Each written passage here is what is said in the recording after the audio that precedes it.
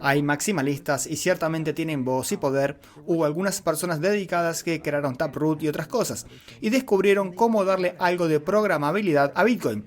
No lo suficiente como para hacer como Ethereum o Cardano, pero sí lo suficiente como para que pueda comunicarse de manera segura con otras criptomonedas. Esto significa que a partir de 2025 otras criptomonedas pueden ser una capa DeFi para Bitcoin. En el caso de Cardano, incluso puedes pagar las tarifas de transacción en Bitcoin, lo que significa que Cardano podría convertirse en la capa DeFi de Bitcoin. Cuando pensás a pensar en esto, nos damos cuenta de que es la mayor oportunidad de mercado en la historia de las criptomonedas. Si miras la capitalización del mercado de Bitcoin, es entre 3 y 4 veces mayor, dependiendo de cómo y cuándo la mida, que la de Solana y Ethereum juntas. Y prácticamente no hay TVL porque no hay contratos inteligentes. Entonces, a medida que Bitcoin se abre, todo ese valor comienza a fluir.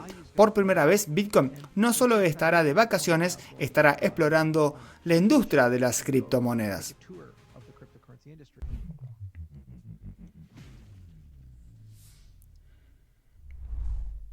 Hola a todos, muchísimas gracias por venirse al podcast Blockster. Hoy tenemos el absoluto placer de entrevistar a Charles y a Shahab, el fundador de Coti. Podríamos comenzar con una breve introducción. Charles, sabemos mucho sobre vos, pero ¿podrías darnos un resumen rápido? Soy el CEO de Input Output, una empresa que realiza mucha ingeniería e innovación en el espacio de las criptomonedas. Somos más conocidos por crear Cardano, pero tenemos una docena de proyectos interesantes, desde nuestro trabajo con Coti a nuestra colaboración con Hyperledger y Dentus, un marco de identidad. Midnight, una plataforma de preservación de la privacidad con divulgación selectiva que hemos desarrollado, y mucho trabajo en el ecosistema. No solo en Cardano, sino ahora también en los ecosistemas Bitcoin y Ethereum. Shahab, ¿puedes contarnos un poco sobre vos? Por supuesto, pero antes agregaría que Charles es como un hombre renacentista. Hay un sinfín de cosas en las que tiene un conocimiento increíble. Solo mencionó las relacionadas con cripto, pero también ha trabajado en temas como longevidad, drones que pueden ser guiados con pensamientos, los cuales probablemente probaré yo mismo en algún momento. Yo soy el fundador de Coti y estamos construyendo una capa de privacidad para aplicaciones Web 3. Llevo en este espacio desde 2017. Charles, sé que has estado en la industria por mucho tiempo y has participado activamente en las guerras de bloques Bitcoin, en la fundación de Ethereum y luego en Cardano. Como fundador, has tenido un viaje increíble. Tengo curiosidad. ¿Cuáles crees que son los momentos definitorios de Charles que vemos hoy? 2 o 3 momentos que definan quién sos. Probablemente, si no los hubieras vivido, serías otra persona. ¿Te referís a mi participación en la industria o a mi vida en general? Porque son cosas ligeramente diferentes. Tomaré la industria, ya que es más sencillo. Entré en Bitcoin en un momento en que nadie se interesaba. Era un espacio dominado por etos libertarios y cyberpunks. Cuando entré a finales de 2010, Bitcoin era prácticamente inútil. Una comunidad muy pequeña. Nadie sabía mucho al respecto. No podías venderlo en un exchange. Comerciábamos usando hojas de cálculo. Lo que unía a todos era que pensamos que era genial tener nuestro propio banco, nuestro propio dinero sólido, una política monetaria deflacionaria. Llegué desde el movimiento de Ron Paul, que fue un momento muy transformador en mi vida. Hice campaña por él en 2007, no ganó, pero aprendimos sobre economía austríaca, política monetaria deflacionaria y figuras como Ludwig, Murray Rothbard y estas personas.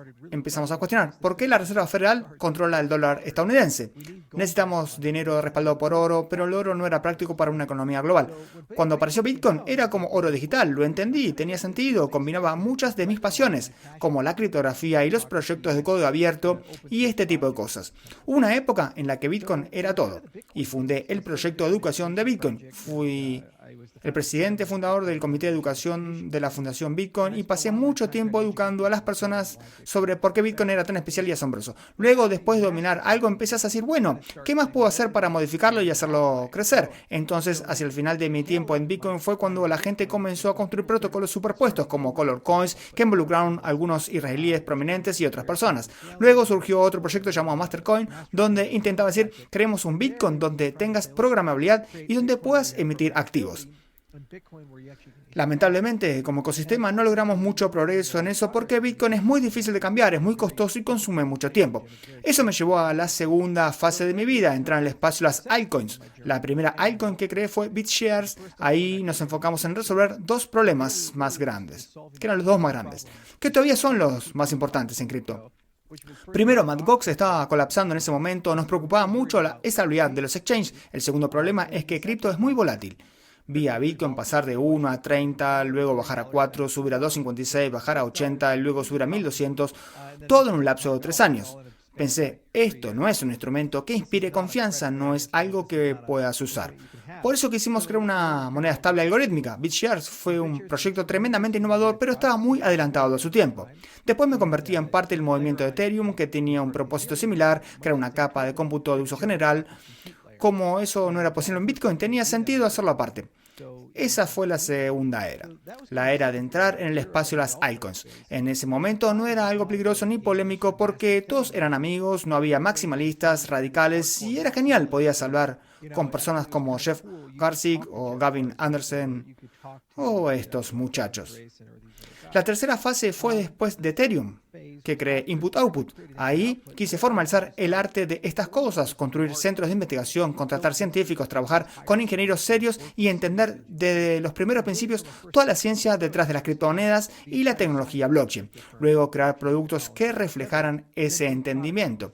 Ahí es cuando comenzamos Cardano y durante unos 9 años eso ha sido la mayor parte de mi carrera. Ahora estoy entrando en una nueva etapa que es más como un ecosistema de riesgo donde incubamos y desarrollamos ideas geniales en colaboración con personas igualmente increíbles. Hemos pasado de tener una sola visión del mundo a muchas, incluyendo regresar a Bitcoin ahora que tiene Segwit, Taproot y otras herramientas que no existían en 2013, lo que en realidad hace que Bitcoin sea programable por primera vez en la historia. Así que es un poco divertido regresar a donde empezaste y tener una nueva perspectiva, saber estas cosas. Hemos crecido de solo unas pocas personas, incluyendo a mí mismo, a más de 1000 personas a lo largo de diferentes proyectos. Y eso es estrictamente en el lado de las cripto.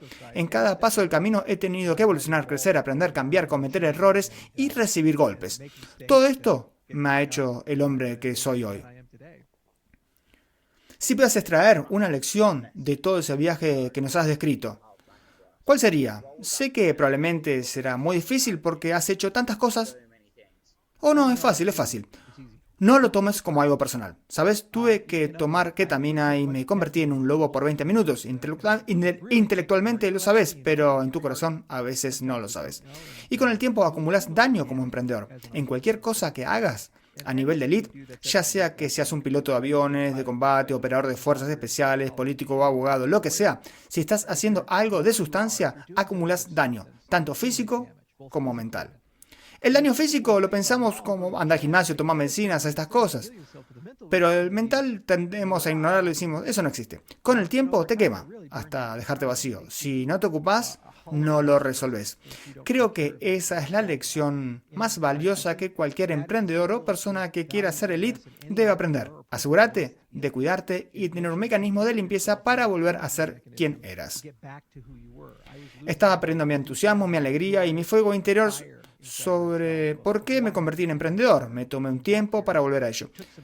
Si no te tomas las cosas de manera personal, sos mucho más amable con las personas, no sos tan duro, no les gritas. También es mucho más fácil hablar con la gente, colaborar con ellos, especialmente con quienes te critican, incluso si pensás que lo hacen injustamente. Todavía estoy aprendiendo esa lección, pero si sos un emprendedor y querés ser elite, esa es la cosa más valiosa. Fallarás si te lo tomas personal. Shahab, supongo que la misma pregunta para vos, porque has estado construyendo en esta industria y has creado Coti, que es como un código increíble. ¿Cuál es tu opinión sobre cuál es la cosa más importante que cualquier desarrollador de Web3 debería tener en mente? Mantenerte en el juego.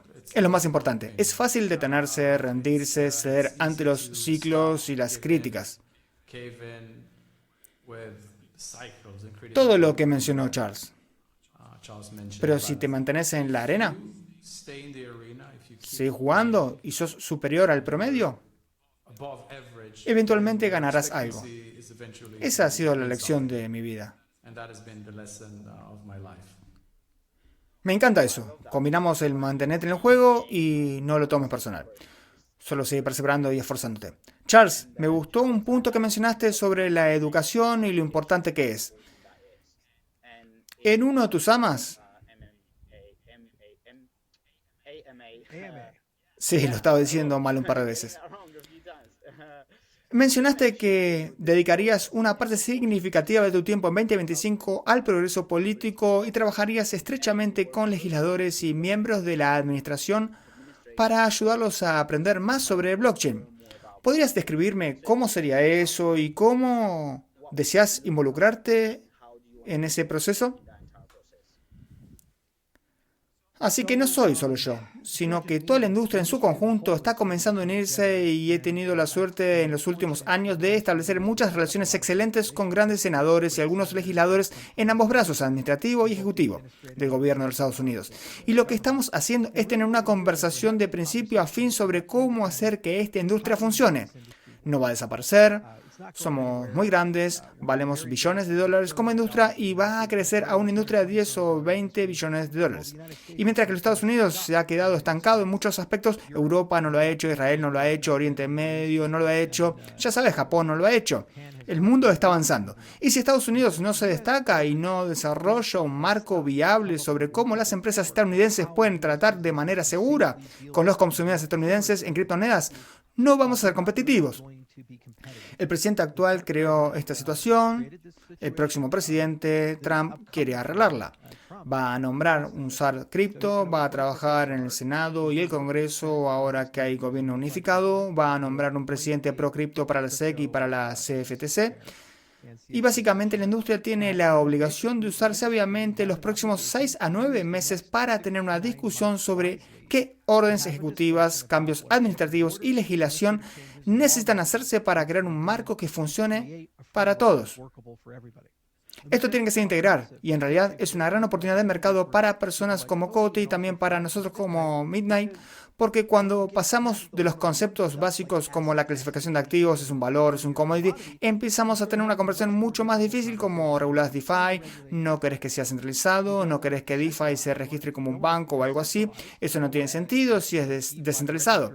Pero por otro lado, si querés hacer algunos casos KYC y AML, ya sabes, querés aplicar algunos estándares y reglas a este tipo de sistema. Bueno, si tenés contratos inteligentes privados y tenés un sistema de identidad, puedes aprovechar eso para una regulación automatizada. Así que estas son algunas de las capacidades de próxima generación y parte de la conversación trata sobre lo que necesita hacerse hoy y parte de la conversación trata sobre una lista de deseos de cómo aplicamos capacidades emergentes para averiguar por primera vez cómo regular DAOs, contratos inteligentes, flujos masivos de valor y pagos de regalías, este tipo de cosas.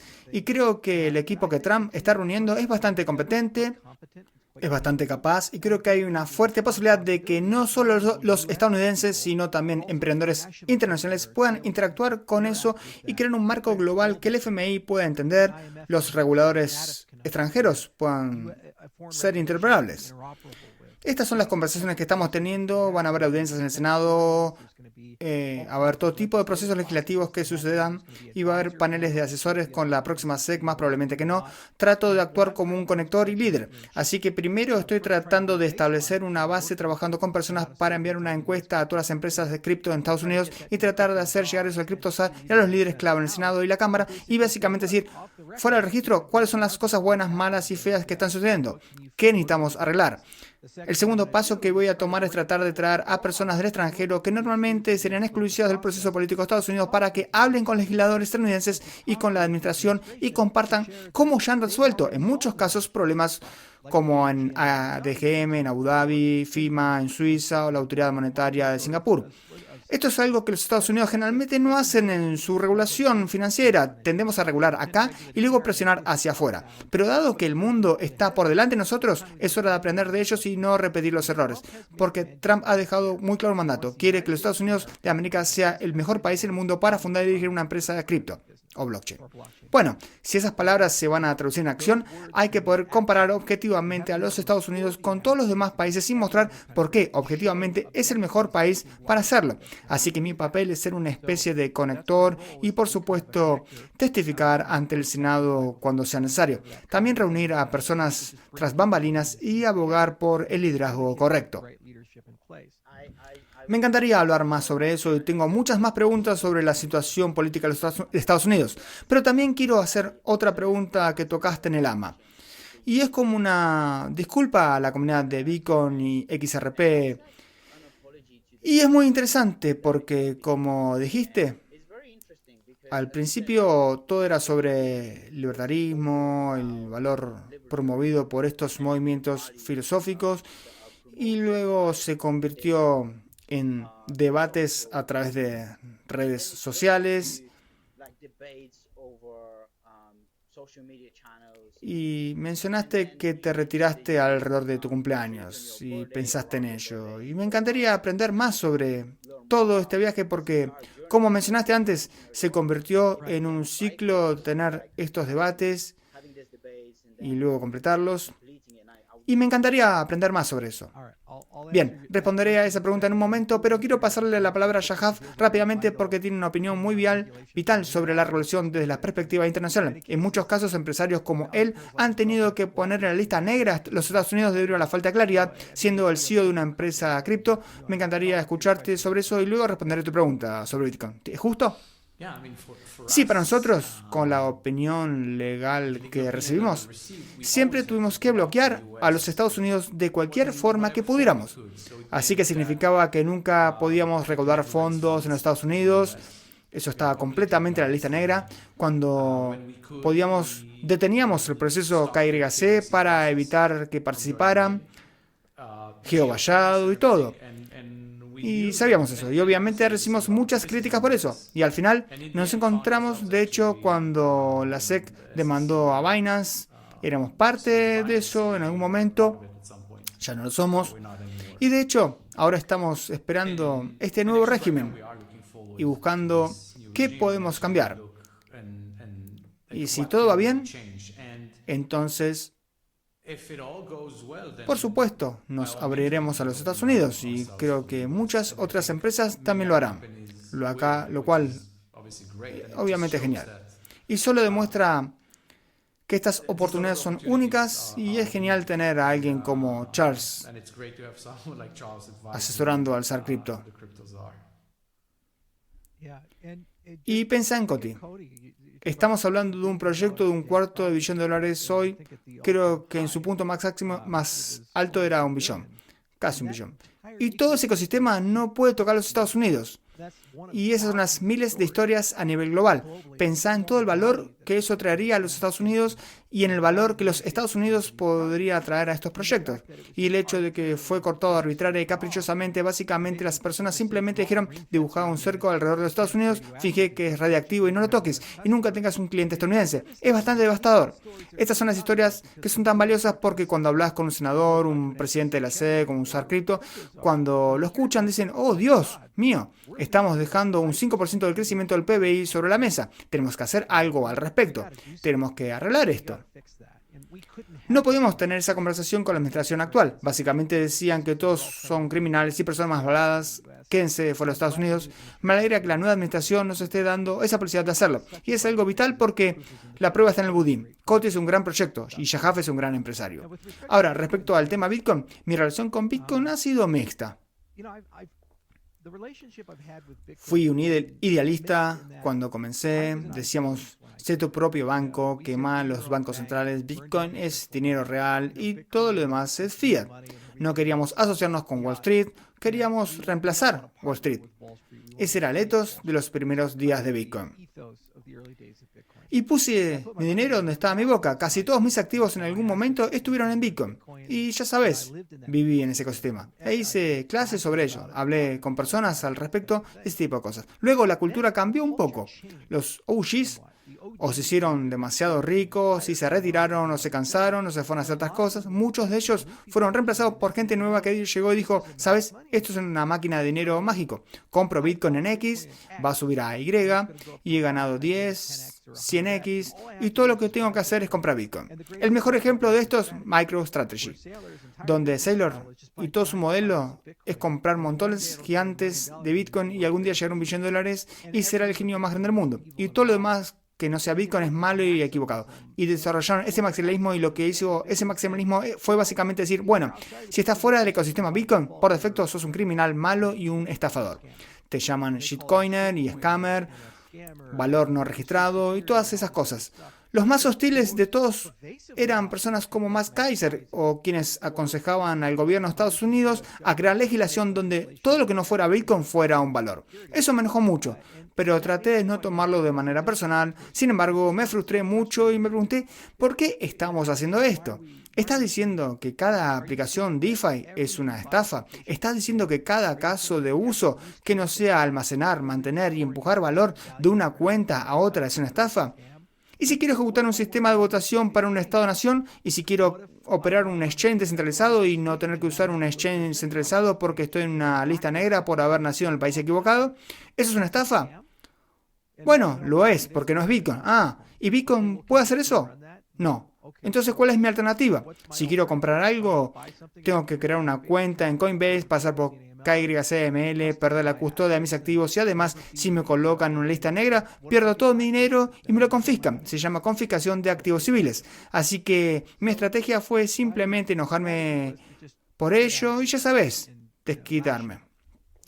Pero eso me hizo miope frente al hecho de que las cosas en Bitcoin cambiaron sutilmente. Aunque hay maximalistas ciertamente tienen voz y poder, también hay personas dedicadas que crearon Taproot y otras cosas y descubrieron cómo lograr cierta programabilidad en Bitcoin.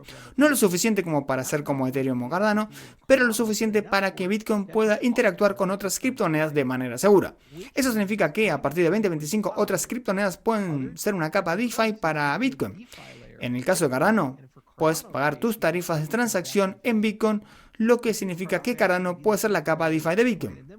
Cuando comienzas a pensar en esto, se trata de la mayor oportunidad de mercado en la historia de las criptomonedas. Si miras la capitalización de mercado de Bitcoin, es aproximadamente 3 o 4 veces, depende de cómo y cuándo miras, a la de Solana y Ethereum juntas. Y casi no hay TVL ahora porque no hay contratos inteligentes. Así que a medida que Bitcoin se abre, todo ese valor va a fluir hacia afuera y por primera vez Bitcoin va de vacaciones.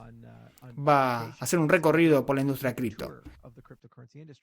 Creo que el maximalismo va a desaparecer por completo y todos comenzarán a trabajar juntos y a ser parte de la misma familia, lo cual es refrescante porque significa que puedo volver a casa. Aún entiendo mucho sobre Bitcoin, tengo que ponerme al día con cosas como Taproot y otras, pero ya he leído todo el código fuente y creado todos los materiales educativos, así que a partir del próximo año voy a relanzar el proyecto de educación sobre Bitcoin y hablar de Bitcoin nuevamente, con todas las lecciones que he aprendido y este increíble viaje que he recorrido. Además, vamos a comenzar a apoyar Bitcoin con nuestra infraestructura principal como la billetera Lace para Cardano. Nos vamos a volver multiactivos y el próximo año también será una billetera Bitcoin. Es bueno volver a casa y lo que he descubierto es que todavía hay muchas personas geniales ahí que no son hostiles ni tóxicas. La realidad de Twitter y los maximalistas no representa realmente a todos los poseedores de Bitcoin. Habrá muchos nuevos poseedores con todo lo que está sucediendo ahora, lo que probablemente diluirá algo de la toxicidad. Por cierto, debido a cómo estamos haciendo el mecanismo de puente, esto crea un mercado competitivo. Así como Midnight puede ofrecer una capa de privacidad para Bitcoin, los productos de Coti también pueden hacer lo mismo. Es una forma genial de abordar esto, porque ahora mismo se está volviendo aburrido, la red es efectiva, pero ¿cómo moves a las personas de Ethereum de una capa 2 a otra capa 2 de Ethereum? ¿O cómo moves a un usuario de Solana a Ethereum y viceversa? Todos estos usuarios de Bitcoin son 10 veces más grandes en tamaño poblacional y ninguno de ellos está dentro de eso. Así que todos podemos estar juntos. Coti podría ganar 1 millón de clientes con esto. Lo mismo para Midnight y nunca tocamos el mercado del otro dentro de esto. La parte emocionante es que en 2025 nos enfocaremos mucho más en la interoperabilidad y en colocar los puentes en el lugar correcto. La tecnología de conocimiento cero es clave para eso porque es lo que lo hace sin confianza, lo que significa que no tenés que ejecutar un nodo completo en cada cadena y básicamente tener una gran experiencia de usuario. Simplemente presionás un botón y funciona. Desde la perspectiva de una billetera Bitcoin, tenés Bitcoin, haces clic en un botón, DeFi Bitcoin. Bajo el capó es un activo envuelto con todo el material de conocimiento cero, una red diferente, pero dice DeFi Bitcoin. Y ahora haces tus cosas de Bitcoin ahí, pasa algunas tarifas de transacción en DeFi Bitcoin y cuando terminas vuelve a Bitcoin. Queremos formar el puente, Charles. El puente entre Cardano y Coti. En realidad podemos hacer eso a través de Midnight porque estamos construyendo un puente hacia Ethereum y por transitividad funcionará con todas las capas 2. Funcionará mejor en Coti que de forma nativa en Ethereum porque ustedes tienen mejor soporte para tecnología de conocimiento cero. Así que creo que hay un camino para conectar estos dos y eso será bastante trivial. Siento que te estás metiendo en los detalles con el puente Midnight y Coti, así que demos un paso atrás y hablemos sobre la privacidad. Porque muchas personas argumentan que la función principal de blockchain es restaurar esta noción de dinero sólido. Entonces, Shahab, ¿podrías por favor decirme cuál es la función principal de las capas de privacidad y cómo están enriqueciendo el ecosistema Web3? Lo haré y diría que la privacidad es una de esas cosas que una vez que las ves no puedes dejar de verla, como la necesidad de eso en tantos aspectos. Entonces, primero definamos privacidad, porque algunas personas confunden privacidad con anonimato. La privacidad es el derecho a tener una divulgación selectiva de lo que querés mostrar al público y lo que no. Y significa que puedes cumplir la ley si querés y también que puedes no cumplirla si no querés. Pero es tu derecho. Es un derecho básico para la libertad. Y es crítico en Web3 porque nunca tendremos sistemas descentralizados si todo está públicamente disponible. Ninguna institución seria, ningún negocio serio entrará en la cadena si no puedes guardar un secreto. Ningún usuario minorista hará una transacción en una cadena que muestre completamente, inmutablemente y para siempre cada decisión que haya tomado. Es simplemente un derecho básico para la libertad. Es por eso que es crítico. Y creo que las personas en Web 2, entre comillas, dan por sentado la privacidad. Y es por eso que, ya sabes, cuando WhatsApp agregó que tus mensajes ahora están encriptados de extremo a extremo, las personas se sorprendieron. ¿Qué? ¿No estaban hasta ahora? Pensé que lo estaban. Y las personas en el espacio Web 3 dan por sentado que sus transacciones no están encriptadas y son públicamente visibles como el estado actual de las cosas. Y sí, es lo que es. Entonces esto cambiará drásticamente en el futuro. Tendremos este momento, creo, como el momento SSL que tuvimos en, ya sabes, TCP/IP, donde todos exigían privacidad. E incluso en los Estados Unidos, con el nuevo régimen, más instituciones estarán menos recelosas de hacer cosas en cadena. Exigirán la privacidad como el requisito número 1 para lo que sea que hagan. Así que por eso creo que es crítico. Y es tan importante como la escalabilidad cuando pensás en el futuro. Charles, por supuesto la capa de servicio en Cardano es Midnight, entonces ¿podrías decirnos un poco más sobre Bitcoin? Y realmente me interesa el nombre en realidad. ¿Cómo se te ocurrió el nombre? ¿Por qué Midnight? Contame toda la historia detrás de eso. Entonces la privacidad es la pieza que falta y es la última milla en el espacio blockchain. Y pienso en términos de generaciones. La primera generación fue Bitcoin y realmente se trata de la transferencia de valor descentralizada, cómo creas una red donde no haya intermediarios y puedas mover valor de un lugar a otro. Genial. Luego viene la segunda generación y dice, bueno, eso es increíble, pero solo mover Bitcoin todo el día no va a resolver todos los problemas económicos, políticos y sociales del mundo. Si vamos a administrar gobiernos en esto, necesitamos muchas más capacidades. Entonces los contratos inteligentes dijeron, de acuerdo, ahora tenés programabilidad. Es como cuando llegó JavaScript al navegador web. web. Pasaste de sitios web estáticos a Amazon, YouTube, Riverside y cosas por el estilo. Genial. Pero luego el problema es que no escala. Así que necesitas escalabilidad, interoperabilidad y gobernanza. Porque estas cosas son tan complicadas que ahora necesitas capacidades en la cadena para actualizarlas, cambiarlas y mejorarlas. Como pasar de Windows 7 a Windows 8, a Windows 10 o al próximo iPhone. Estas cosas necesitan ser descentralizadas y tienen que escalar a millones o miles de millones de usuarios. El problema es que todas estas cosas son solo una mitad del mundo empresarial y gubernamental. Todas son públicas. Y todo el negocio, toda actividad humana tiene un lado público y un lado privado. Pensá en tus relaciones. Tenés tu esposa, genial, y la gente sabe que estás casado, pero probablemente no hables sobre los problemas de tu matrimonio con el público en general. Es el lado privado de tu relación. Cuando tenés un negocio como McDonald's, de acuerdo, vendo hamburguesas, pero ¿cuánto dinero hay en la caja registradora? ¿Cuánto estás pagando a tu empleada, Sally, quien tuvo una queja de recursos humanos? ¿De qué se quejaba? Es el lado privado de tu negocio. El gobierno tiene su lado público. Mira, nuestro ejército está en el desfile. Lado privado, información clasificada, capacidades. No puedes encontrar nada que no tenga un lado privado. Y si solo pudieras hacer el lado privado en Web 2 de una manera centralizada, como señala Shahar, nunca tendrás Web 3 porque tendrás como una Web 3 de fantasía donde parte de tu aplicación está funcionando en una blockchain y luego tenés un falso Web 3 donde en realidad está funcionando en un servidor centralizado. Entonces necesitas una capacidad de privacidad, pero como él señala correctamente, ¿qué significa eso realmente? La privacidad es una conversación contextual. ¿Privado para quién? ¿Para todos? ¿Para este grupo de personas, pero no para este grupo? Por lo tanto, la privacidad necesita identidad al mismo tiempo. Y el componente de identidad básicamente te da la capacidad de hacer divulgaciones selectivas. El CEO de la empresa tiene una vista diferente de los secretos de la empresa que recursos humanos, que IT, que operaciones, o el empleado que trabaja en el estacionamiento empujando carritos.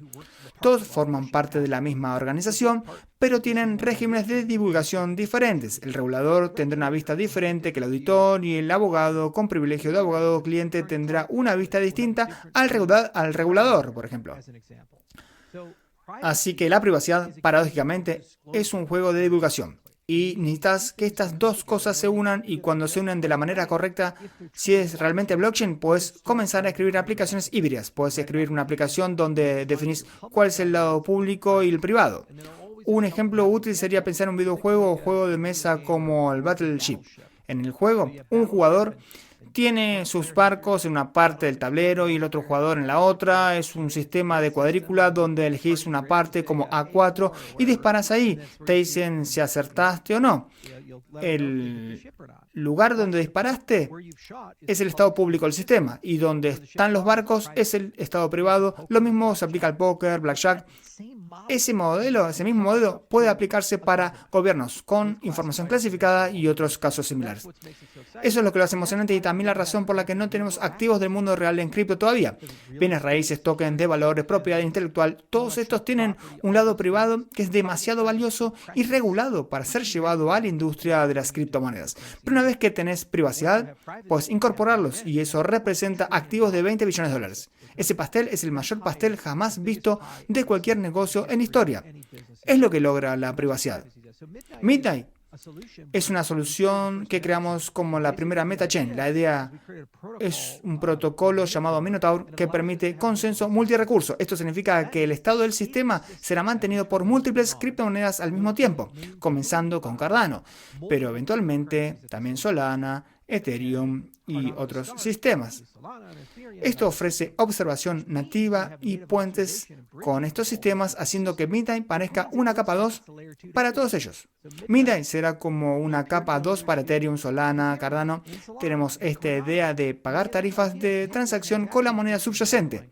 Si sos usuario de Ethereum, paga en Ether. Si sos Sol, paga en Sol. Si sos Cardano, paga nada.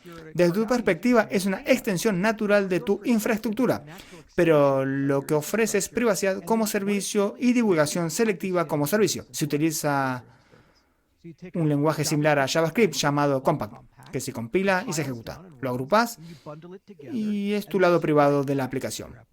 Prácticamente hablando, puedes imaginar algo como Uniswap y decir, bueno, ¿y qué tal si la liquidación es cumplimiento? Lo que voy a hacer es poner todo mi material de cumplimiento en Midnight, primero pasa a Midnight, luego pasa por ahí, y si Midnight lo aprueba, entonces se deposita en Uniswap y tu retiro también pasa por Midnight. Es completamente descentralizado porque son contratos inteligentes en ambos lados, pero un lado tiene un esquema de cumplimiento y el otro está en Ethereum y funciona ahí. La liquidez permanece en Ethereum. Pero solo usa Midnight como servicio básicamente para proporcionar eso. Luego los reguladores simplemente trabajan con Uniswap para escribir esos contratos inteligentes de Midnight y los regímenes de divulgación y estas cosas. Y tienes bibliotecas para cada país. Una para Israel, una para Estados Unidos. Solo llamas APIs que dicen, este fondo está viniendo aquí. Pero es privado por defecto porque nadie puede verlo excepto por el régimen de divulgación. Y de la perspectiva de Ethereum es un oráculo. Básicamente es como multisig que dice, oye, está llegando. Y si esta clave firma, entonces se deposita. Si esta clave firma, puede retirarse. Así es como se crea un DEX regulado y no tenés que convertirlo en un banco ni tener todas esas leyes caras y cosas así. Y está completamente automatizado y no hay oficial de cumplimiento y la liquidación es cumplimiento y tenés pruebas de Midnight de que todo esto funcionó. Es el mundo hacia el que nos dirigimos. Y si eso sucede, entonces de repente DeFi funciona para todos y puedes tener un mercado global con 100 países participando en él. Y al final del arco iris, ese es el lugar al que necesitamos ir. Es lo mismo para DAOs. Estas DAOs tienen agencia legal y controlan en algunos casos miles de millones de dólares en activos cuando miras el espacio de Ethereum. Pero ¿cómo exactamente es que estas DAOs mantienen secretos si están completamente en blockchain? La privacidad está ahí. Tenés una DAO pública en Ethereum, pero para ciertos roles obtienen acceso a las partes privadas de las operaciones porque fueron elegidos para el cargo o algo así, como un oficial convencional. Y luego una DAO puede contratar personas, tener recursos humanos y hacer las cosas que hacemos y cumplir con el GDPR o estas cosas. Los registros médicos son otro ejemplo. Los sistemas públicos son las clínicas y los hospitales y los diversos doctores y actores, pero los registros médicos reales deben estar ligados al mundo privado y las políticas de control de acceso deben estar ligadas al mundo privado. Por lo que Midnight se conectaría a un sistema delegado y potencialmente a otra blockchain y estas cosas se enlazarían. Por eso lo creamos, es algo divertido porque todos pueden usarlo y le da valor a cada cadena. Y lo que es genial es que funciona con todos los otros sistemas de privacidad que existen. Hay ajustes de Midnight que lo hacen muy útil para ciertas lógicas de negocio y contextos y van a haber otras redes que sean mejores en otros tipos de cosas. Así que miramos los espacios no como competidores, sino como amigos, ya sea Coti o CK5 o Secret Network o Expresso o Halo. Básicamente hay una red de redes que se puede construir y podemos balancear la carga de acuerdo. Al igual que los grandes modelos de lenguaje, algunos como Granite e IBM están afinados para operaciones comerciales y algunos son para generación de imágenes y otros para generación de videos, estas cosas. Y eso será lo siguiente divertido, compartir estándares, interoperabilidad y diseñar snarks juntos y máquinas virtuales juntos, esas cosas, pero el usuario no tiene que preocuparse, porque al final del día lo que el usuario tiene que preocuparse es si pongo algo ahí, ¿será privado? Tengo que confiar en eso, y no lo confiaré si no obtengo una garantía basada en matemáticas de eso. Eso fue útil, muchas gracias por explicarlo. Charles, esto es tan importante, ¿por qué crees que no hay suficiente conversación sobre esto? Como cuando me encuentro hablando sobre privacidad, veo que la gente como que sí, entiendo que es importante, pero no es sexy, no son memes, no sé, nunca he visto nada en cripto que haya tenido éxito con privacidad aún. ¿Es esto una cuestión de tiempo o estamos perdiendo algo? Yo creo que el problema es la palabra. ¿Sabes? Cuando decís privacidad, la gente piensa en criminales y piensa en todas estas cosas raras que están pasando. El problema ahí es que no entienden que la privacidad es una preocupación fundamental de todos los negocios, el Estado y las relaciones. Mantenés tus amistades, tus relaciones comerciales y tu juramento a tu país basándote en tu adherencia a una comprensión de privacidad que la gente tiene. Entonces, parte de lo que vamos a tener que hacer como cadenas que se enfocan en esto es crear un nuevo lenguaje y un vocabulario más refinado y luego tenemos que hacer algo de marketing conjunto y branding.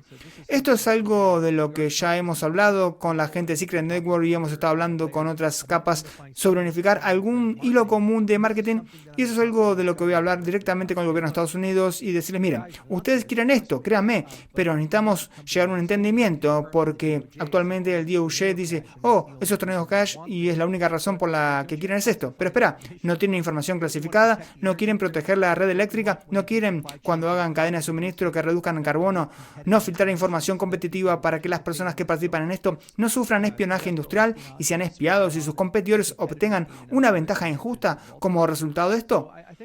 Yo creo que ese es el problema. Es un problema de vocabulario y existe una connotación negativa con ello y solo tenemos que invertir en superarlo. Y generalmente ayuda cuando comenzás con casos de uso porque simplemente cambias el guión y decís, bueno, ¿querés que todas tus búsquedas de Google sean públicas? ¿Querés que todo tu historial de compras de Amazon sea público? ¿Querés que tus registros médicos sean públicos? Ellos dicen, por supuesto que no.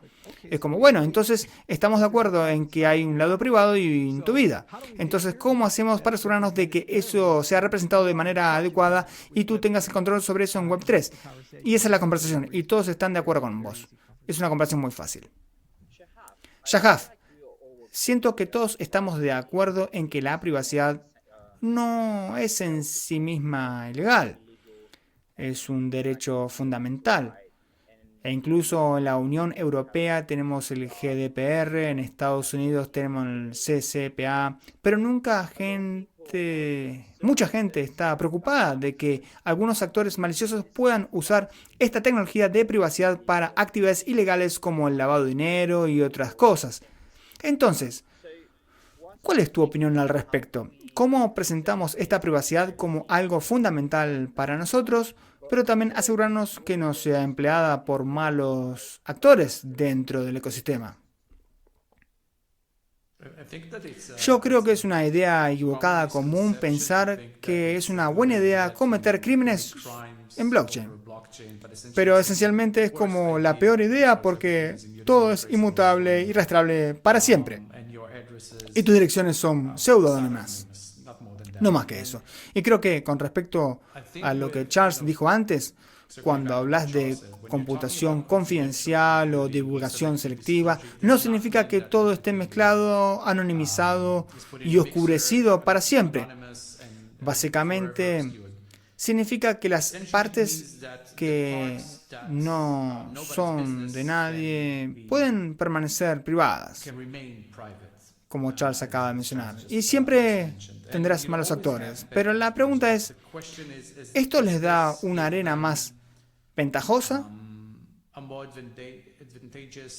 para cometer crímenes que, por ejemplo, el efectivo o lo que sea que puedan hacer? Probablemente no, probablemente sea en realidad una muy mala idea. Entonces creo que al proporcionar las herramientas adecuadas para la divulgación selectiva, puedes permitir que los desarrolladores construyan dApps que sean compatibles, que puedan mantener la ley del país, lo cual no es lo que verás hoy en día. Esencialmente, puedes construir un mejor y más compatible mundo Web3 con estas herramientas. Sí, agregar un poco a eso. Hay una razón por la cual ordené las generaciones de la forma en que las ordené. Cuando hablas de activos en un espacio cripto, en la primera generación viven con un conjunto fijo de gobernanza y no puedes cambiarlo, no puedes discutirlo, es lo que es. Cuando llegas a la tercera generación, empiezas a hablar de funciones de gobernanza en cadena y algunas cadenas las tienen como Polkadot, Tezos y Cardano. Y otras cadenas tienen un proceso más informal, pero existe una comprensión de cambios, como Ethereum, por ejemplo. Entonces, cuando tenés gobernanza, puedes empezar a tener conversaciones maduras sobre el entorno en el que viven las cosas y qué está bien y qué no está bien, cuáles son las prioridades y cuáles no. Y cuando tenés eso, entonces con la cuarta generación, con la identidad, puedes empezar a hablar sobre dominios de comportamiento. Y básicamente lo que haces es tener una situación en la que tenés una capa base abierta, la base del sistema, y luego a medida que subís la pirámide del sistema, comenzás a hablar sobre modos cada vez más restrictivos y luego pones al regulador en una posición en la que tiene que decir en qué nivel de pirámide se siente cómodo. Entonces, para ciertas sociedades van a decir la capa base está bien, y eso es lo que corre en Internet general, y para otras sociedades lo que van a decir es, bueno, necesitamos alguna especie de KYC y AML para el uso de algo. Ese es un nivel más alto. Bueno, ya están haciendo eso. La mayoría de las criptomonedas y la mayoría de las transacciones cripto están en exchange. Estos son puntos finales regulados. Los envías a Coinbase, pasar por KYC-AML, tienen la regla de viaje. Cuando retirás tenés que demostrar que sos dueño de la dirección a la que va. Entonces los fondos entran y salen de un sistema regulado. El desafío es que es fragmentado, inconsistente y no sabes qué están haciendo esas entidades con tus datos. A veces hay requisitos regulatorios, a veces los siguen, a veces no, pero no estás en el asiento del conductor ahí. Alguien más lo está. Y esperas a Dios que no haya un hackeo y una fuga o estos problemas. Y con Equifax o el hackeo de OPM o estas cosas ha sido un gran problema. Privacidad de datos y protección de datos. Con un sistema donde la red tiene herramientas que se pueden programar en el diseño de contratos inteligentes en niveles más altos de la pirámide, lo que esto significa es que sabes de antemano cómo se van a usar tus datos, cuáles son los requisitos para hacer negocios en ese dominio y también qué derechos tenés como consumidor. Y vos decidís si te sentís cómodo con eso o no. Entonces, digamos que China empieza a involucrarse en estas cosas. Van a tener contratos inteligentes muy draconianos. Y van a decir, oh, queremos ver todo. Queremos poder rastrear 24/7 y esas cosas. Porque les encanta saber lo que su gente está haciendo. Vos decís, no creo que quiera usar ese contrato inteligente, no creo que quiera usar esa parte del peldaño, porque es un poco distópico para mí.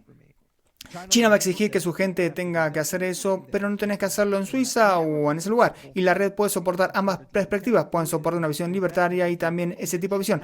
Porque no debería importar qué camino tome. Está escrito en el código. Y creo que así es como se resuelve el problema de la privacidad. Luego es lo que la Internet encontró. La gente eventualmente cedió. Pero dijeron, bueno, la Internet puede ser útil para todas estas cosas malas o algo así. Y es absolutamente cierto. Y ha sido así. Y continuará siendo. Pero el valor social de una red sin restricciones para mover información supera con creces el hecho de que a veces la gente la abuse y haga un mal uso de ella. Lo que hacemos es construir organismos reguladores y reglas para cuándo y dónde se debe intervenir. Y como Shahaf ha dicho muy sabiamente, cada vez que las personas han intentado cometer crímenes con criptomonedas, se están poniendo automáticamente en desventaja porque resulta que estos sistemas son muy malos a largo plazo para ocultar las acciones de los criminales, ya sea porque no puedes sacar el valor del sistema y cuando intentas lo atrapan, o simplemente por el mero acto de usar el sistema de forma nefaria que ponen un foco sobre vos y las herramientas de la ley más sofisticadas pueden ser usadas para descubrirlo, como lo demostró Silk Road, donde pensó que era un genio, usó el mercado de Silk Road y estaba negociando Bitcoin, pero lo atraparon debido al hecho de que estaba usando Bitcoin. Y cuando te atrapan, desafortunadamente para el criminal, el mejor contador del mundo ha arrastrado cada acción que hayas hecho y no puedes borrarlo. Normalmente cuando la mafia es golpeada, lo primero que hacen es tomar los libros, quemarlos e intentar ocultar lo que han hecho. Pero en blockchain no puedes hacer eso. Así que si te sentís cómodo con el hecho de que toda tu empresa criminal sea admisible y registrada para siempre, usa blockchain para violar eso. Si no estás cómodo con eso, tenés que quedarte con los viejos y buenos dólares del efectivo de Estados Unidos. Esa es tu opción. Es un sistema mucho mejor para intenciones nefarias. Shahaf, hiciste una pregunta sobre por qué la privacidad no es una de las narrativas más grandes, aunque sea tan importante. Y sé que ambos argumentan que esa es una de las principales cosas y componentes para que blockchain se haga popular y traiga a los próximos 1.000 millones de usuarios. Así que creo que hay dos preguntas ahí. La primera es, ¿en qué cosas esenciales deben enfocarse las personas que construyen dentro del ecosistema de privacidad para hacerlo popular? Pero también, ¿por qué es tan importante que se haga popular?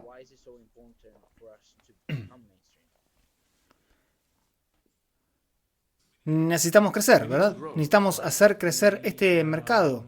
Quiero vivir en un mundo, quiero que mis hijos vivan en un mundo donde los sistemas sean descentralizados y no tengamos 5 grandes empresas tecnológicas que controlan todo y eliminan la competitividad.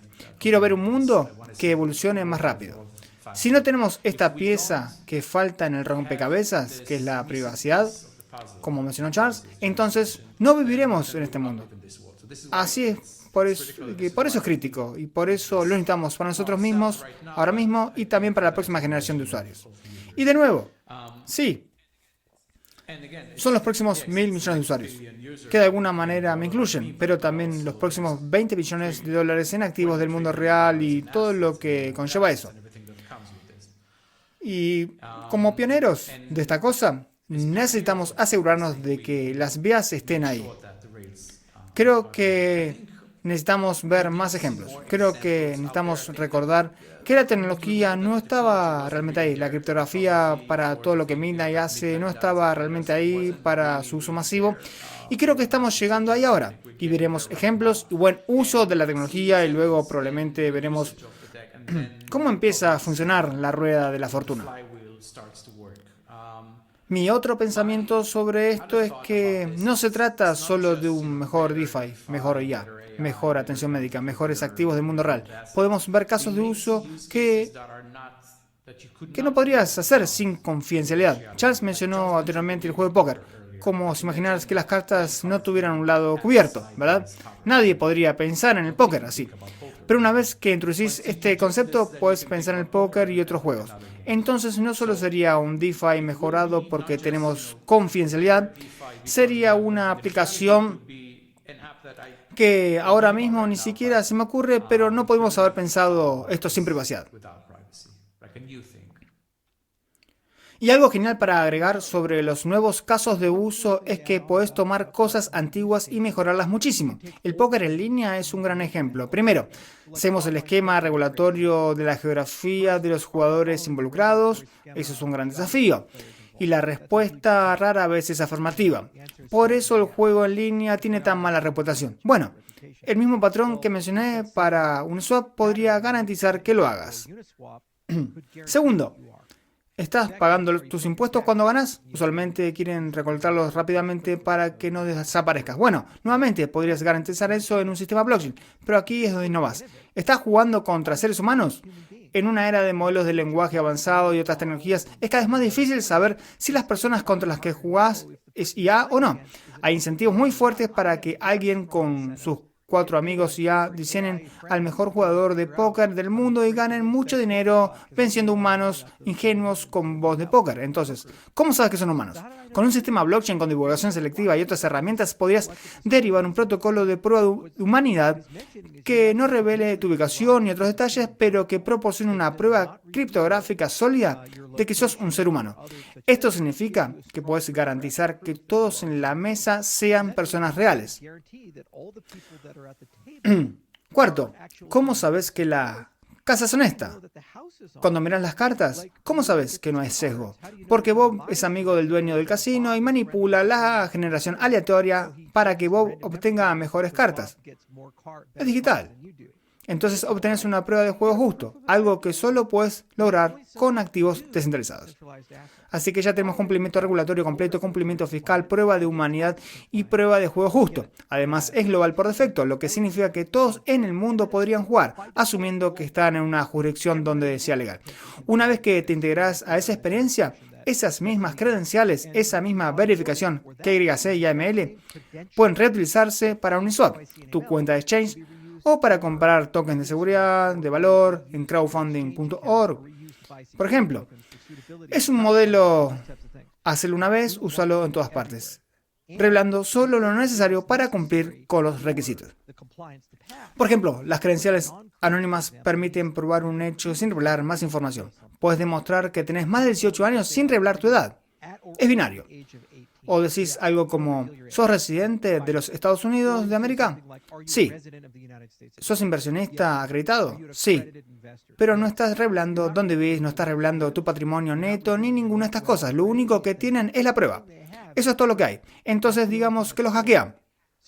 Tu nombre no se filtra, tu dirección no se filtra, tu patrimonio neto no se filtra, tu factura de servicios públicos no se filtra, ninguna de estas cosas se filtra.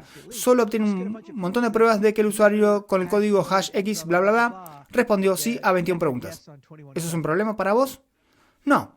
Y así es como debería ser el mundo, porque ahora tus pequeñas empresas pueden competir con las grandes empresas, la privacidad ha regresado al usuario, pero también obtenés una garantía de seguridad para tu dominio de negocio.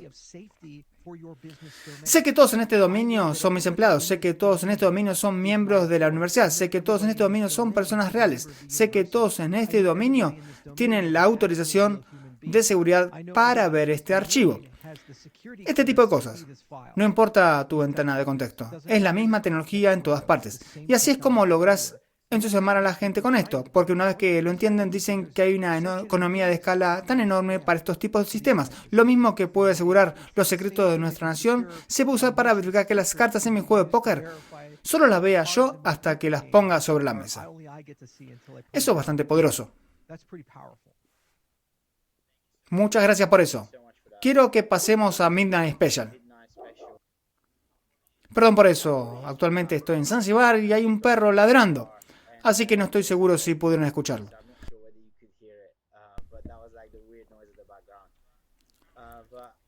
Charles, una pregunta para vos. Fue cerca de Midnight. Escuché el Midnight Special y fue muy perspicaz, muy técnico. Pero me gustaría que me aclararas. ¿Cuál es la diferencia entre las capas de servicio y las L2? Porque dijiste que esencialmente Midnight sería una L2 sobre cada L1. ¿Podrías profundizar en esto? Hay dos cosas, están las L2 y las cadenas laterales. Y este vocabulario es un poco confuso. Nosotros lo llamamos cadenas asociadas porque Minotaur cambia un poco el vocabulario. Cuando tenés un consenso de múltiples recursos, estás derivando tu seguridad de varios sistemas al mismo tiempo. Esto significa que diferentes protocolos de consenso están creando bloques en el mismo sistema. Por ejemplo, puedes combinar prueba de trabajo y prueba de participación o incluso aplicar múltiples capas de prueba de participación. También puedes ejecutar un protocolo BFT con permiso con un protocolo externo para realizar ciertas tareas. Debido a esto, significa que los validadores tienen una visión de múltiples sistemas, lo que significa que están ejecutando nodos completos o ligeros en varios sistemas simultáneamente, actuando esencialmente como un supernodo. Como resultado, este modelo de seguridad básicamente te hace parecer desde la perspectiva de red anfitriona como una capa 2, pero también casi como una capa 1, ya que tenés tu propio mecanismo de seguridad. Así que es un mecanismo de seguridad híbrido. La otra cosa es que si tenés puentes que te permiten moverte entre redes y activar una red con tu moneda subyacente como usuario o desarrollador de dApp, no diferencias prácticamente entre la extensión y la red principal.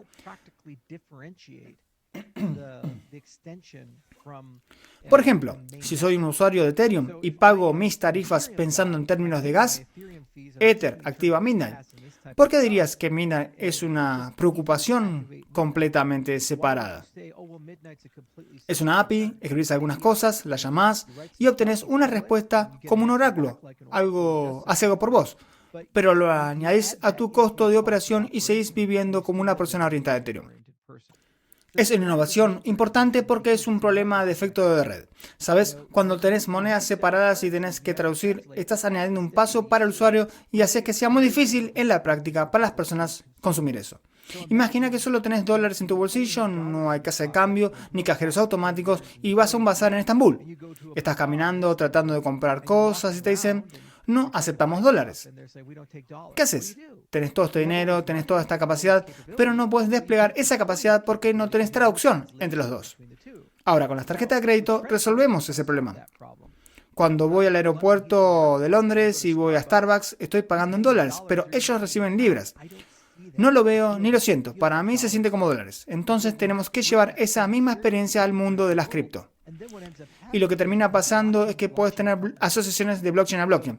Así que la cadena COTI y la cadena Midnight pueden comenzar a equilibrar la carga. Si hay ciertas cosas que hacen bien, ganamos una mayor participación del mercado y parte del tráfico va a COTI y otra parte va a Midnight. ¿Qué hace eso? Crea consumo para el token de COTI bajo el capot, crea consumo para DAS bajo el capot con Midnight.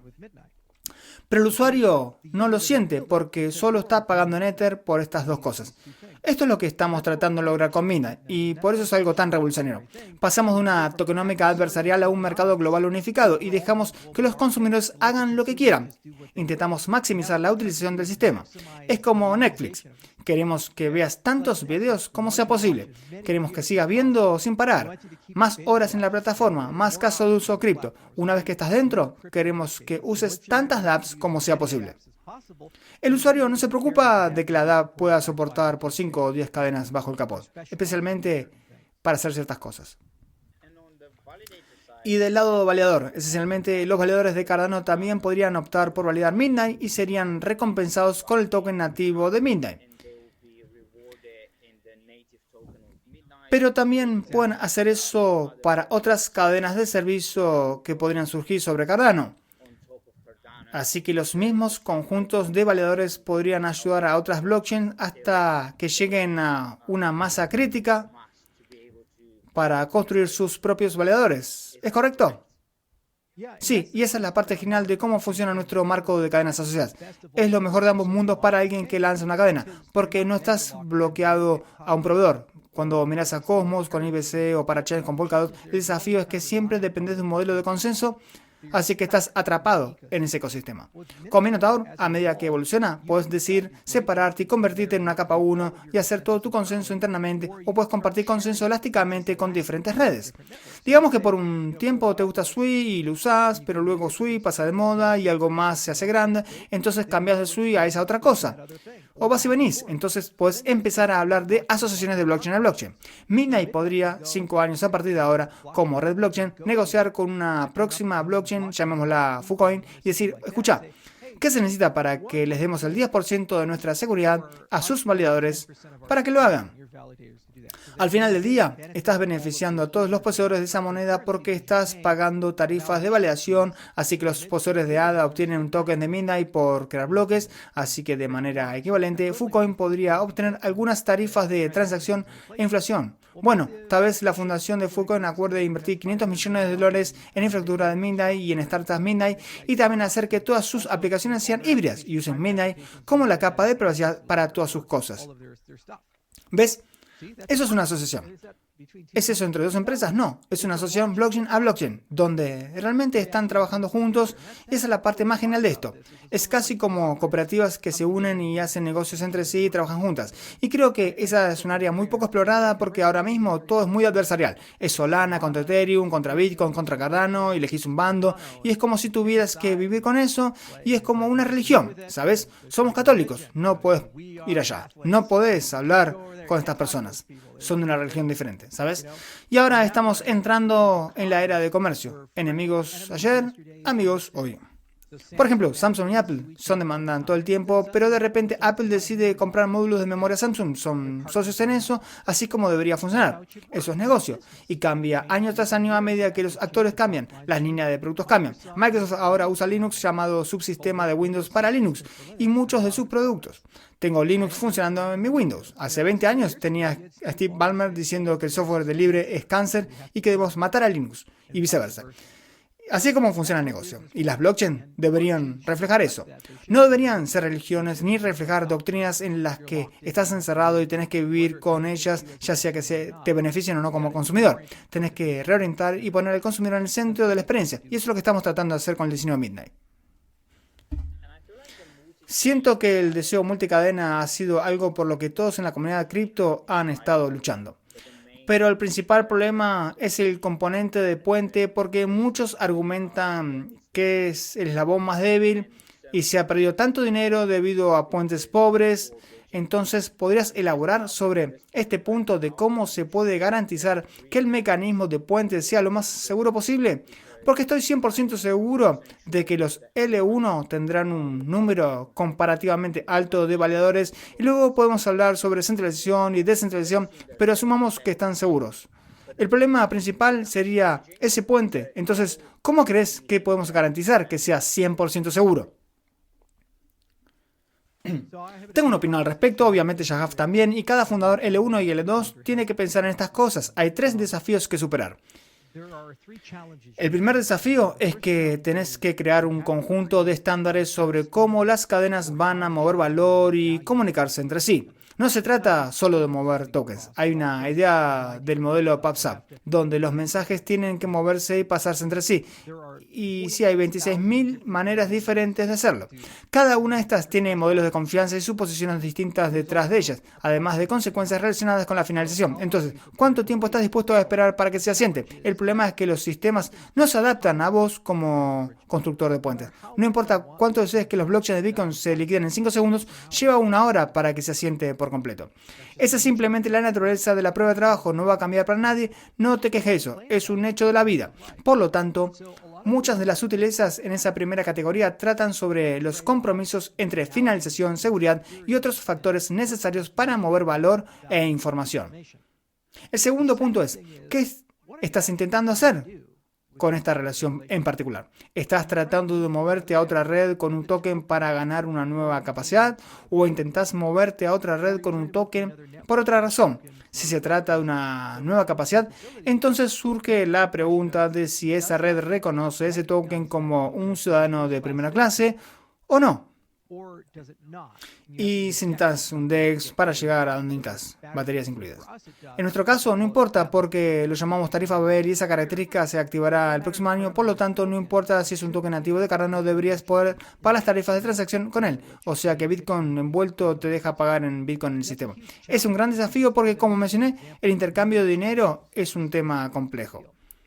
Y el tercero, como bien señalás, hay muchas suposiciones sobre estos puentes que han sido explotadas para robar los activos dentro del puente, cuando falla la capa 1 o los operadores del puente.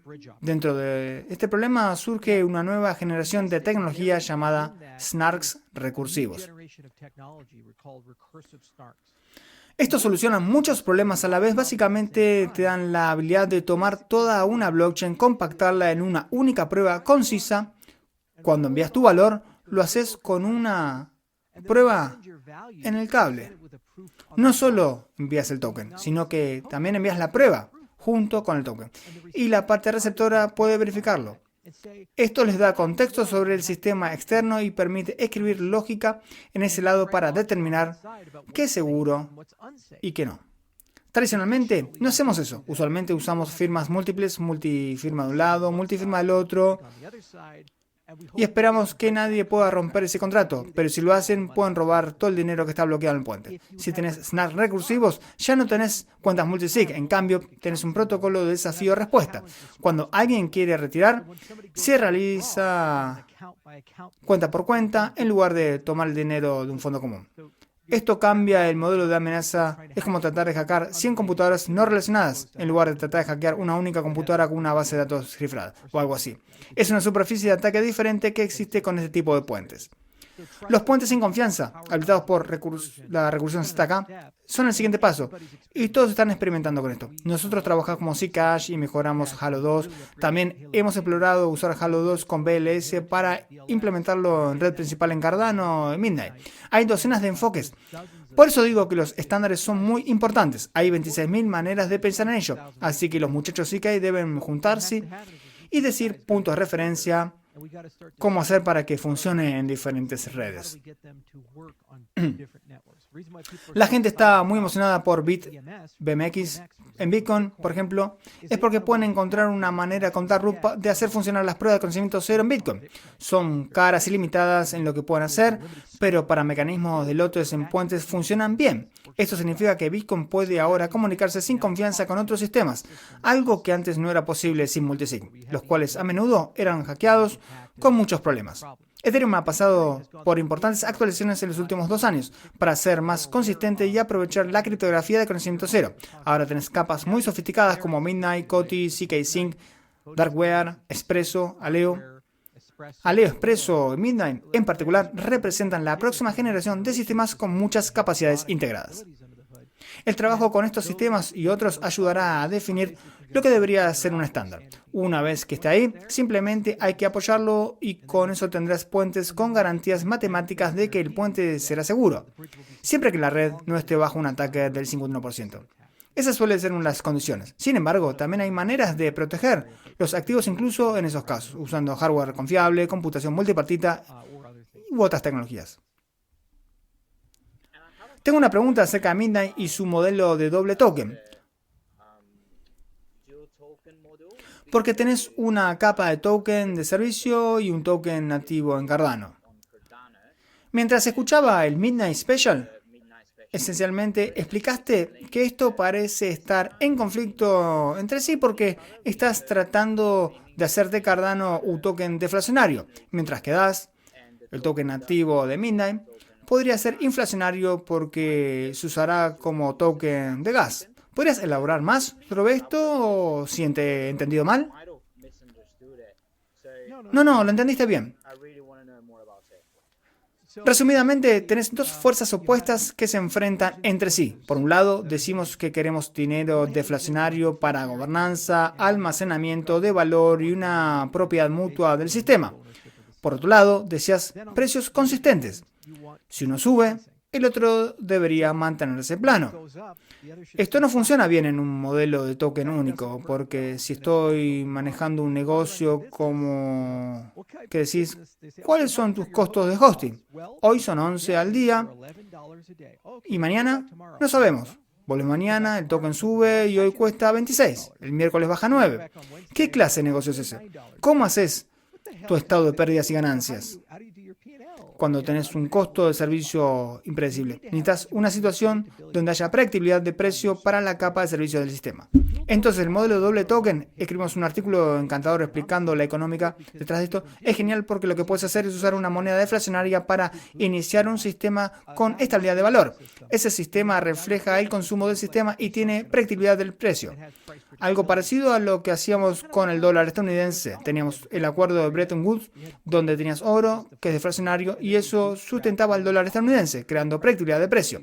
Si miras un gasto de 30 años, el costo general de casas, automóviles y otras cosas tenía cierta predictibilidad hacia el futuro. Pero cuando desacoplamos el dólar estadounidense del oro, el valor colapsó de repente y comenzamos a perder esa predictibilidad de precios. Estamos intentando replicar esa noción. Con esa tokenómica dual, básicamente tenés una situación donde las personas pueden elegir sus propias aventuras en cómo participar en el sistema. Además, al tener una unidad de capacidad como tu segunda moneda, puedes considerar la idea de que el usuario no tenga que pagar por la transacción. Eso es genial. Digamos que tenés el primer token y sos operador de una DAO. ¿No querés una situación en la que las personas necesiten poseer una criptomoneda en un entorno Web 2 para usar tu DApp? Porque tu primera moneda genera esa capacidad con precios predecibles. Si las personas se registran en tu servicio en la nube, puedes asignar cierta capacidad a cada usuario como parte de su suscripción o membresía, sin pagar tarifa de transacción para cada uso. Así es como funciona el mundo Web 2. Todos estos servicios, gratis. No pago una tarifa de transacción cada vez que escribo en la terminal de Google o en muchos de estos modelos de lenguaje. Pero bajo el capó, alguien tiene que pagar por estas unidades de capacidad. Teniendo un modelo de doble token, puedes adoptar ese modelo de negocio. La gente comprará a Night básicamente como una forma de proporcionar capacidad a su base de usuarios para quienes usan la aplicación.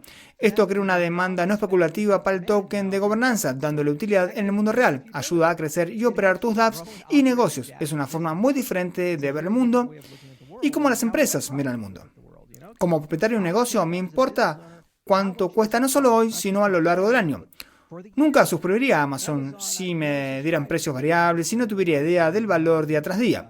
La tokenómica dual es genial. Puedes hacer un montón de cosas distintas. También hacen que sea más fácil cuando hablas de una traducción de otras criptomonedas, porque cuando obtenés tu recompensa de bloque, puedes tener una capacidad de exchange en cadena que comercie con Bitcoin, Ether, Sol y otras cosas que están utilizando la red DAS, las unidades de capacidad del sistema. Y cuando pagas recompensas del bloque, las pagas no solo en el token Night, sino con todos los otros tokens compatibles con la red como un lote.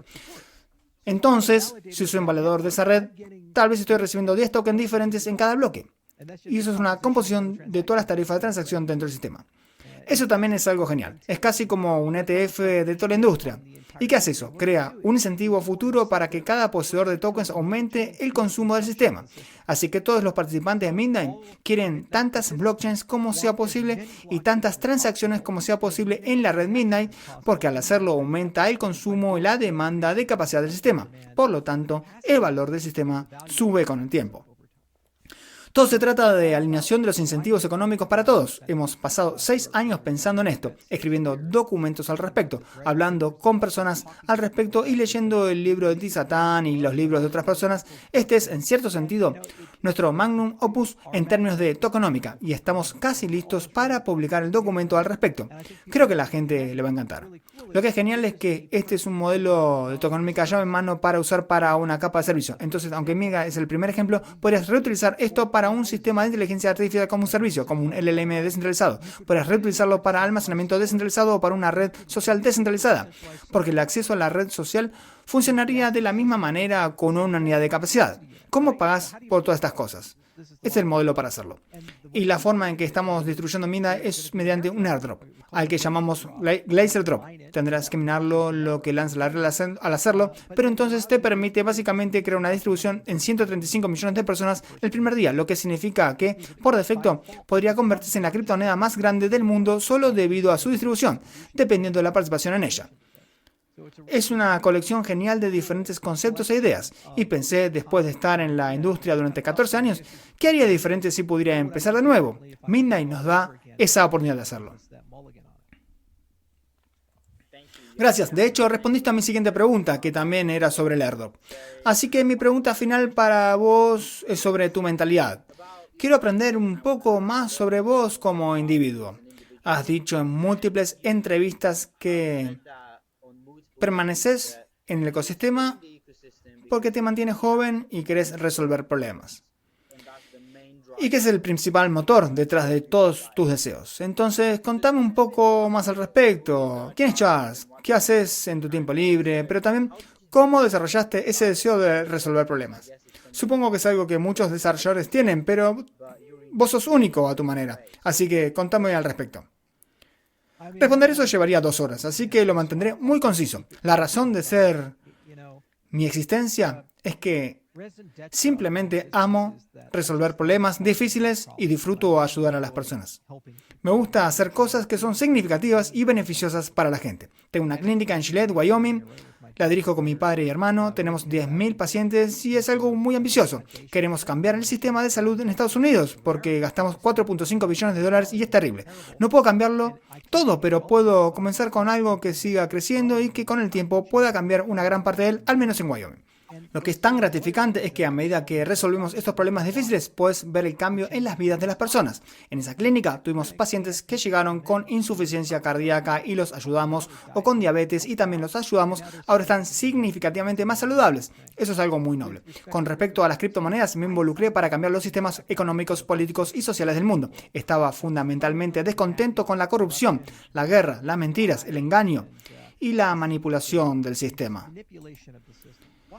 ¿Por qué en 2024, con todo el conocimiento que tenemos y con Internet, aceptamos un mundo donde ciertas personas tienen privilegios especiales y acceso a los mercados, mientras que otras personas no tienen ningún acceso? Esto no es el siglo XV, con un rey, un papa y estas cosas. Esto es 2024. Estamos muy lejos de eso. Pero simplemente lo aceptamos. Bueno, ya sabes, la corrupción será corrupción. Este problema será este problema. La tecnología blockchain es la primera vez en la historia de la humanidad en la que realmente tenemos una tecnología que permite que las personas que no confían entre sí puedan confiar entre sí. No seas malvado, no puedes ser malvado. Primera vez en la historia. Y eso es tan unificador porque, si te das cuenta, no te pregunté qué género tenés, qué raza sos, qué idioma hablas, cuáles son tus creencias filosóficas, no te pregunté dónde vivís, no te pregunté si sos buena o mala persona, no te pregunté si te gustan los perros o no. No hice ninguna pregunta, solo pregunté, ¿sos un ser humano? Sí. Entonces mereces los mismos derechos que todos los demás en el mundo. Y si usas este sistema, serás tratado de manera justa, sin importar de dónde seas. Ese nunca ha sido el caso en la historia de la humanidad. Siempre hemos discriminado de manera sutil o severa, pero siempre de alguna manera. Y al eliminar eso, te preguntas, ¿qué partes del tejido de la sociedad podemos colocar bajo este entendimiento? Me gustaría que nuestro dinero estuviera bajo este entendimiento, me gustaría que nuestros sistemas financieros estuvieran bajo este entendimiento, me gustaría que nuestros sistemas políticos estuvieran bajo este entendimiento, me gustaría que nuestros sistemas sociales estuvieran bajo este entendimiento. Y por cierto, todo funciona mucho mejor en el mundo cuando estás bajo ese entendimiento porque comenzamos a confiar los unos en los otros y luego a cooperar y trabajar juntos. Recuerdo mirar al Medio Oriente cuando llegaron los acuerdos de Abraham y realmente comenzamos a integrar adecuadamente a Israel a algunos de los lugares que históricamente habían sido enemigos y por primera vez los israelíes iban a Abu Dhabi y Dubái. Estuve en el Foro Mundial de Gobernanza y vi al rey de Dubái pasar junto a una bandera israelí públicamente y tomarse una foto. Eso nunca hubiera ocurrido antes. ¿Y cuál fue la causa subyacente de eso? Comercio, entendimiento, respeto. Haces eso durante 30, 40 años. ¿Y qué pasa? La gente comienza a olvidar porque estaban en guerra entre sí o porque tenían conflictos. Dicen, sí, en realidad estamos juntos. Y no hay mayor ejemplo de eso que Vietnam. La primera vez que fui a Vietnam me voló la mente porque conocía la guerra de Vietnam, la estudié en el secundario y en la universidad y pensé, bueno, los vietnamitas realmente deben odiar a los estadounidenses porque llegamos, murieron 1,5 millones de personas, fue un conflicto brutal y ellos ganaron la guerra, así que obviamente los comunistas en ese sistema deben odiarnos. Voy a Vietnam y salgo del aeropuerto, miro a la izquierda, hay un Popeyes Chicken. Miro a la derecha, hay un Domino Pizza. Y pienso, ¿no perdimos esa guerra? ¿Qué está pasando? Esto es una locura. Entonces hablé con algunas personas mayores que vivieron todo eso y dije, ¿qué pasó? Me dijeron, en los 80 nos dimos cuenta de que si simplemente comenzamos a hacer negocios y conversar con las personas y abrazáramos el capitalismo, todo funcionaría mejor para nosotros. Y lo hicimos. Y ahora les gusta más Estados Unidos que China. Me dejó tan asombrado, hablé con un funcionario del gobierno y me dijo, necesitas decirle al gobierno que adopte blockchain. Yo dije, ¿perdón? Sos estadounidense, a vos te van a escuchar. Esto es Vietnam, es una locura. Y la única razón es que ahora comerciamos con ellos. De repente somos amigos y trabajamos juntos. Así que si blockchain puede hacer eso a nivel individual y luego a nivel grupal, eventualmente puede hacerlo a nivel global. Entonces el mundo se une, las guerras se detienen, la gente comienza a amarse nuevamente y nos ponemos manos a la obra. También llegamos a conocernos mutuamente, pero además tenemos confianza porque sabemos que lo que nos hace especial será protegido. El otro lado del comercio es, ¿perderé algo si comercio con estas personas? ¿Perderé mi idioma, mi cultura, mi dinero, mis negocios y este tipo de cosas? Absolutamente. Esto históricamente ha ocurrido. Si miras el colonialismo en África, por ejemplo, ha sido horrible, y lo mismo en Sudamérica, horrible. Pero si tenés estos sistemas, tenés consideraciones justas. La gente de Burundi tiene los mismos derechos que la gente de Alemania, Japón y Estados Unidos. Entonces, si comercian, lo hacen como socios iguales. Eso nunca ha ocurrido en la historia de la humanidad. Así que, ¿sabes qué? Están felices de hacerlo y estamos todos en este comercio global. Eso me motiva porque no creo que haya nada más en mi vida que pueda ser tan significativo como eso. Cuando pensás en estas cosas, te decís a vos mismo, caray, si logramos esto, incluso el 10% de esto, es la paz mundial. Eso es sacarnos de todos estos grandes problemas. Y como punto final dije que sería conciso, pero nunca lo soy. Hay muchas tecnologías exponenciales que están llegando, como la biología sintética en la cual participo, la computación cuántica y la IA. Y no está claro cómo regulamos esos sistemas. El problema con la tecnología exponencial, la primera que la humanidad enfrentó, fueron las armas nucleares. Y de repente un pequeño grupo de personas podía reunirse y crear algo donde haces un poco y obtenés la explosión más grande del mundo. Eso es crecimiento exponencial. Y cuando traducís eso significa que se vuelve muy difícil en la práctica usar esa tecnología de manera segura porque aunque la gran mayoría de las personas en el mundo pueden ver esa tecnología como algo que necesitamos controlar, regular y administrar bien, un pequeño grupo de personas puede usar esa tecnología para dañar a millones o miles de millones de personas. Ese es todo el asunto de armas de destrucción masiva, el terrorismo, y es un problema persistente. Y luego, cuando miras la IA, es el ejemplo. Puedes potenciar a un pequeño grupo de personas con IA de la manera incorrecta para básicamente darles capacidades superhumanas para hacer daño. Y lo mismo ocurre con la biología sintética. Un pequeño grupo de personas puede crear un virus que puede matar a 1.000 millones de personas si lo desean. Entonces, ¿cómo regulas eso en un entorno global? Bueno, resulta que blockchain y la gobernanza es un problema isomórfico. Tenés reglas, un sistema, recursos, capacidades y luego reglas sobre cómo nos vamos a llevar bien con eso. Así que puedes usar un sistema blockchain para construir un sistema de alineación para modelos de lenguaje grande. Y de repente Google ya no decide unilateralmente lo que puedes ver, o ni Microsoft. Es un recurso público. Lo mismo ocurre con la curación de las redes sociales y la desinformación. Entonces, ¿cómo construyo una red social que sea justa? Elon Musk compra X porque dice que somos demasiado liberales. Es cierto, pero él es bastante conservador. Entonces, ¿es eso justo diciendo que tenés que ir entre dos espectros políticos y obtenés dos versiones de la historia? Bueno, ¿por qué no lo juntamos? Lo mismo que se utiliza con gobernanza blockchain puede usarse para un sistema de curación y también para un sistema regulatorio internacional para capacidades como armas nucleares, biológica, sintética y computación cuántica. Y otras cosas que pueden usarse de manera exponencial para causar daño profundo o un beneficio profundo a la sociedad. Otra cosa es que la tecnología exponencial tiende a crear riqueza exponencial y si no tenés eso en la estructura correcta, la riqueza se distribuye de manera muy desigual. Veremos en los próximos 10 años al primer billonario del mundo. Probablemente será Elon Musk o Jeff Bezos, pero veremos el primer billonario y la gente está volviéndose más pobre en la base. La riqueza está comenzando a fluir hacia la cima porque los ganadores se están llevando todo. Están usando tecnologías exponenciales para acelerar su productividad y capacidades. Esto lleva a disturbios civiles y al ataque mismo del capitalismo. La gente trata de volver a, ya sabes, matar a los ricos y eso no funciona muy bien. Es una gran inestabilidad global que va a ocurrir. Entonces, si tenés cooperativas donde estos recursos públicos que generan tanta riqueza no son propiedad de nadie, sino que son propiedad cooperativa de las masas, cuando se crea la riqueza, se distribuye de manera justa entre todos ellos. Mira la riqueza que Bitcoin ha creado. 2 billones de dólares. ¿Quién es el gran multimillonario de Bitcoin? Hay miles, si no decenas de miles de nuevos millonarios y multimillonarios que han surgido de la industria Bitcoin. Esta creación de riqueza está muy bien distribuida entre muchas otras personas y no es Bill Gates quien lo obtuvo todo, o Jeff Bezos quien lo obtuvo todo. Es una clase diferente de personas. Así que tener un recurso colectivo es otra cosa que es súper genial y creo que nos salva el postcapitalismo porque se está convirtiendo en un problema enorme en la sociedad. Solo va a empeorar con la IA y la robótica porque no solo poseen todos los medios de producción, sino que ya no tienen que contratar a las personas. Simplemente van a usar agentes de AI y robots humanoides para hacer todo el trabajo. Cuando ganan todo el dinero, simplemente siguen haciendo más ricos y ya no hay efecto de goteo dentro del sistema. Así que es otra cosa que me apasiona mucho y para el orden mundial es absolutamente necesario. Probablemente sea la causa de la Tercera Guerra Mundial si no lo resolvemos. No será un dictador loco presionando un botón con un arma nuclear. Será el hecho de que hay disturbios civiles masivos y populismo formándose con toda la gente de bajo nivel porque ya no tienen trabajos y hay un 30 o 40% de tasa de desempleo. Irak fue muy pacífico cuando lo conquistamos hasta que tuvimos una tasa de desempleo del 35% y de repente tuvimos una guerra civil de 10 años que enfrentamos con los chiitas y los sunitas y estas personas. Cuando están desempleados y no están ganando dinero, las manos ociosas causan guerras. Esa es la otra cosa, el mayor rompecabezas humanitario. Hay que resolver este problema de colaboración y confianza y los problemas económicos. Y la industria blockchain es la única industria que la humanidad tiene que puede hacer eso de manera justa para todos. Gracias por esa muy buena respuesta. Respuesta muy extensa es la palabra que buscaba. Shahaf, ¿tenés algún comentario final que te gustaría hacer? No puedes parar, Charles. Así que dejémoslo ahí.